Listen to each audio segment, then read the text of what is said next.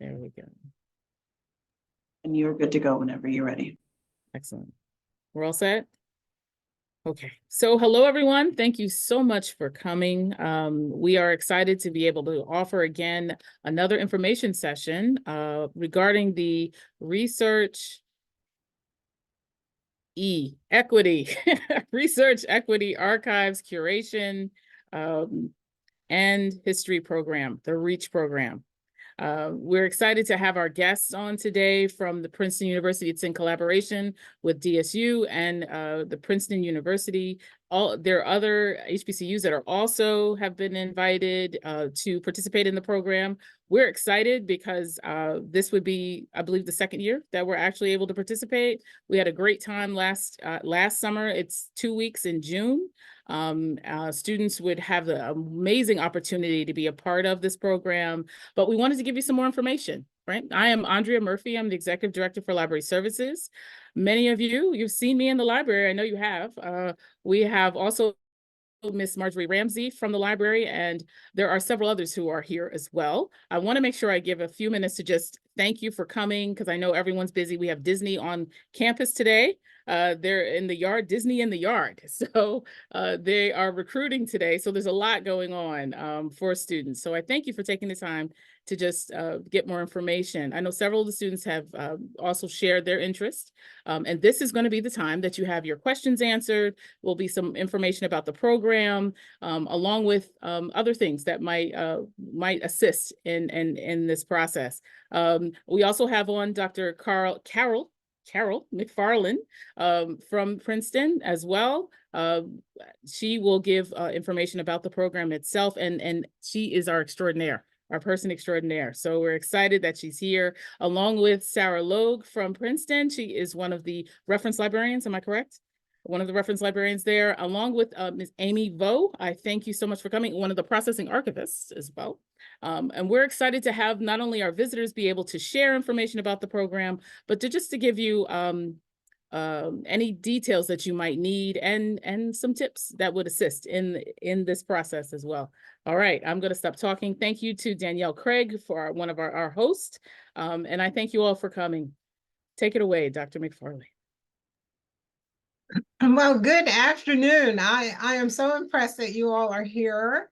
Thank you for taking time away from Disney, my goodness, to spend a moment with us while we tell you more about the program that's coming up this summer. So Ms. Murphy provided a pretty good overview, just kind of the highlights.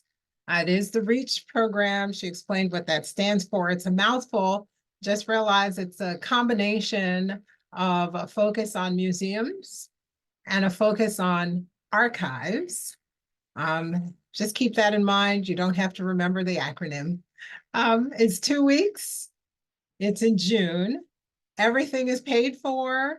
Everything is paid for. Everything is paid for. And you also receive a stipend. So you're going to get to work with wonderful people like Sarah and Amy, as well as representatives from the Princeton University Art Museum. And it is, as I said, 2 weeks. So the first week is going to focus on the museum. And we're going to go on a lot of trips, actually, because the Princeton University Art Museum is under construction, which is great for you, because then that means you get to go to the Metropolitan Museum of Art in New York City. You're going to get to go to the Philadelphia Art Museum in Philadelphia. We're also going to visit a local artist in Trenton, which is an African-American community, which is in close proximity to Princeton. And we're going to do lots of other things along the way. So that's the first week, which will be very full. Then the second week, we'll focus on archives. And you're going to, I just found out today, focus on the Toni Morrison collection, which is pretty amazing.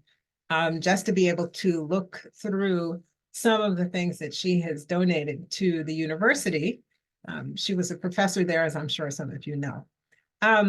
So that's my very, very brief overview. Don't forget, the application deadline is March 25th. I will talk more about that in a moment. But now I just want Sarah and Amy to have a chance to give more details with anything they would like to share. Sure. Thank you, Dr. McFarland. Thank you all for coming. It's so great to see you all here. As Ms. Murphy was saying, last year, we had several DSU students come to the program. We had an amazing week with them. And it's really this opportunity for us to share our work with you all and hopefully spark some interest in museum work or library work, archives work. And just, give you a sense of kind of what we do in our professions and see if it's something you might be interested in as well. But we also have this amazing time to spend with you all and learn from you too about your institutions. We've had mentors who have given presentations on the different institutions. So we all kind of learn about one another because there are students from several different HBCUs in attendance. So it really gives us this great opportunity to learn from one another. And as Dr. McFarland said, it is fully paid for, including a stipend. And so hopefully that entices you all to apply, but I really hope that it's the experience too that we all get to spend together. So for the Art Museum Week, I think Dr. McFarland explained pretty well, but I can focus a little bit more on the Archives Week, where some of the things that we're doing. Yeah, so we have the Toni Morrison papers here on campus. And this collection is very large, and it kind of touches on all the things that we do in library and archives work. So we'll be talking to the curators of the collection. You'll be working with the conservation team to talk about, how the collection's being cared for.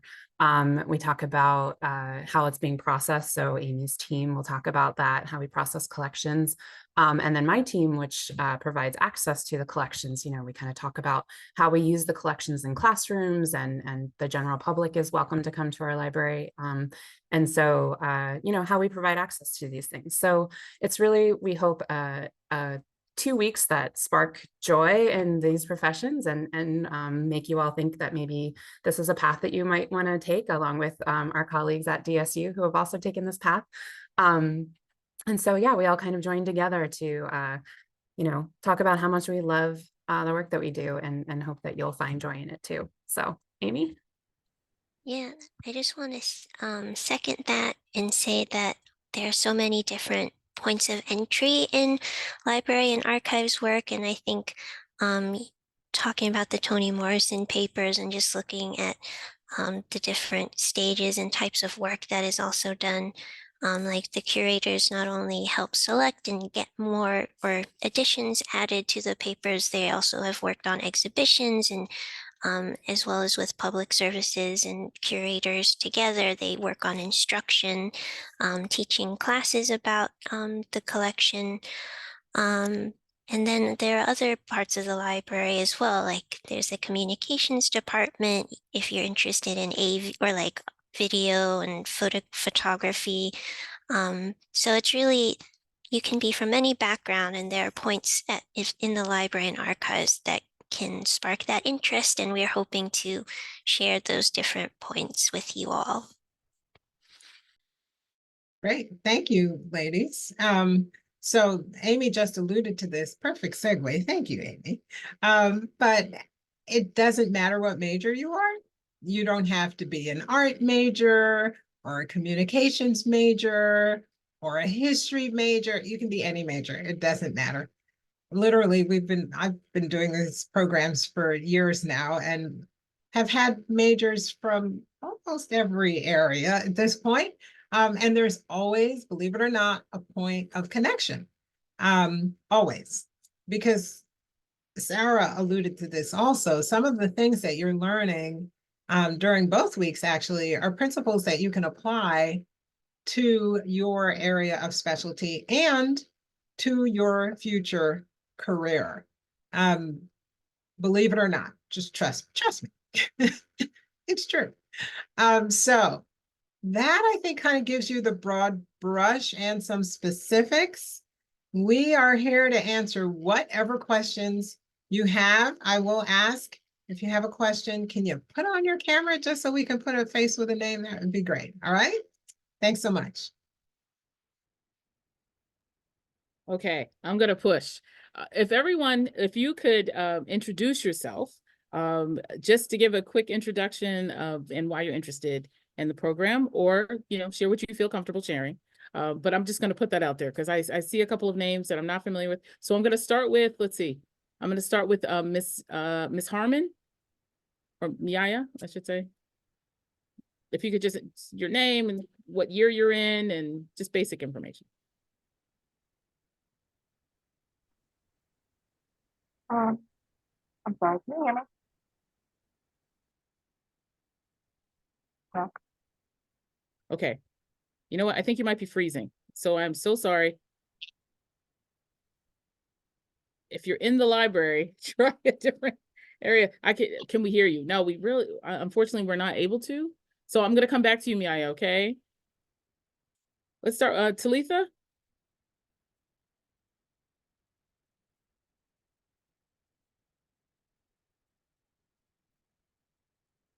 Hello, Just a quick hello, who you are, what year you're in. I'm a freshman here at Delaware State, and I'm really passionate about libraries. Yeah, I'm really excited to apply for this, especially because I love to writing, and I'm very passionate about writing myself. So I'm really excited. And art. So this is very a very excellent. Thank you, Talitha. I'm sorry, you're freezing in and out, but did we get the gist? I think we got the gist. Right, you're excited. Go ahead, Dr. Carroll. And if you have a question for us, take advantage of it while you've introduced yourself. So when you introduce yourself, if you have a question you would like to have an answer to, you can ask at the same time. So Talitha, the floor is yours. Anything you want to know that we haven't covered?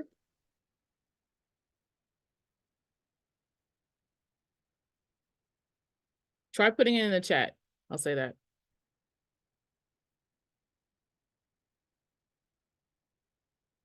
Thank you, Ms. Craig. Always on point. Okay.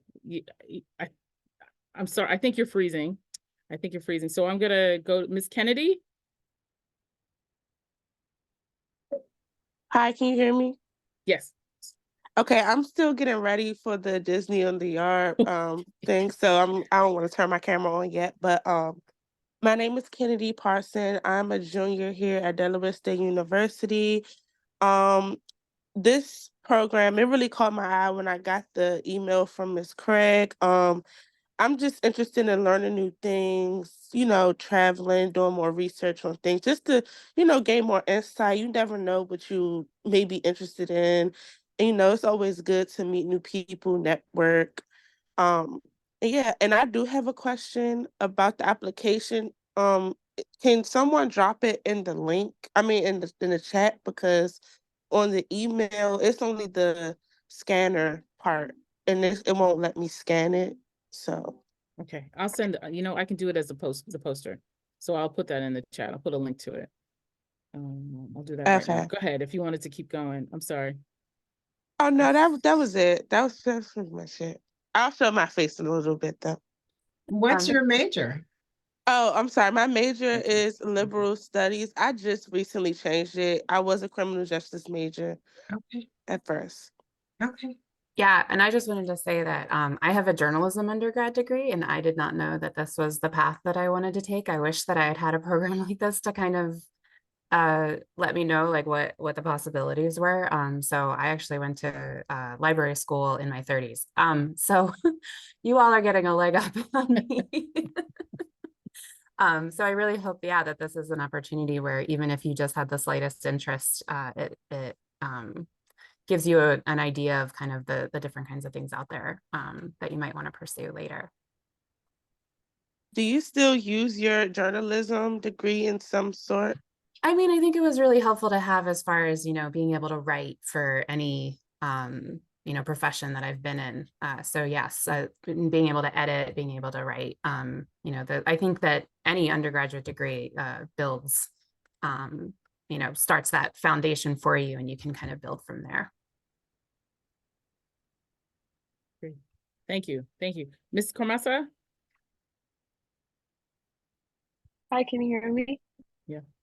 Okay, hi, my name is Kormasa. I'm a senior at Delaware State University, and my major is mass communication, with a focus in new media and art.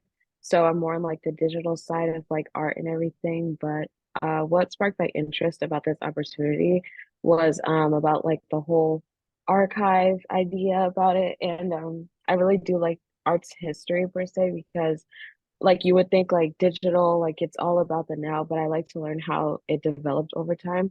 So I feel like that's an opportunity that could like open my mind to that concept. So yeah, that's all I have to say. Thank you. Thank you, Cormasa. Good things. Those are all good things. Looks like there was a question in the chat from Talitha. Is there any particular approach you would recommend we take when writing the 500-word essay for the application? Yes, great question. So glad that you asked. So you'll notice that there are 2 essays that I asked that you read as well.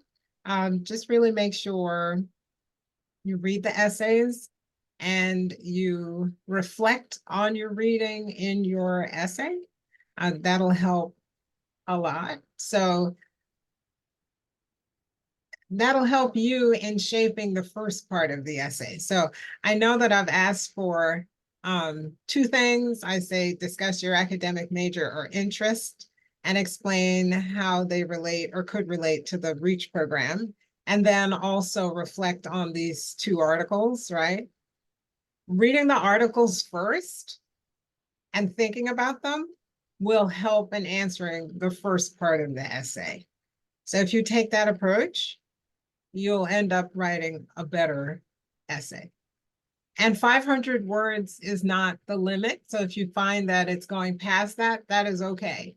You can use as many words as you need to in order to fully address the questions. Good question. Great question, actually. And we have also a caller on, last 4 digits, 2350.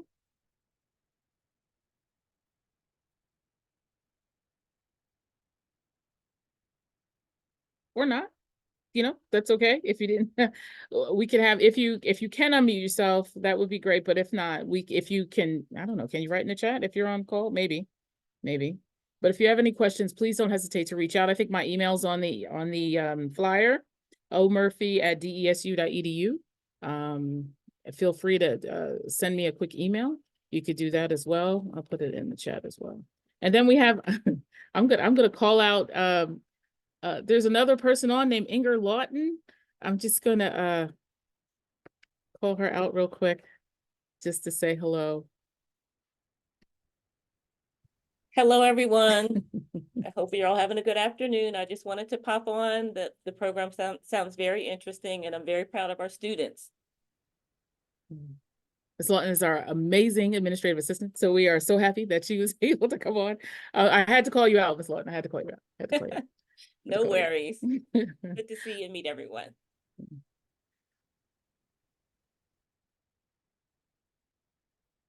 Well, I thank everyone for being on. If anyone had anything more they wanted to share, or Ms. Ramsey, did you have anything you wanted to share or add to, or maybe a question? No questions. Thank you so much for hosting and doing this. I will just share briefly. I heard it mentioned before that librarians come from so many different professions and so many different backgrounds, which is really amazingly true. And not only true, but it's a feature, not a bug. When we work at the academic level with students in a whole lot of different disciplines, it's wonderful to have the person with the science background, or the person with the criminal justice background, or the person with the sociology. They're just all over. And that's, if you're thinking to yourself, well, I'm not really sure, like I wasn't a literature major, I wasn't an English major, so is this a good fit? Yes, it is a good fit. Wherever your interests lie, you can get involved in that in the research and the archival level. So that's all. I think Well too. said. Well said. Oh, sorry. I was just going to say too that I think that sometimes in the sciences, students don't think that they have a connection, and I think especially in archival work and conservation and in the museum world as well, there's so much you can do in the sciences. And actually, with a criminal justice background, we have, and Amy, you might want to talk a little bit more about this. We have a forensic computer to extract born digital material off of floppy disks and other kind of computer things. So with that criminal justice background, you might have an interest in digital archiving as well. So.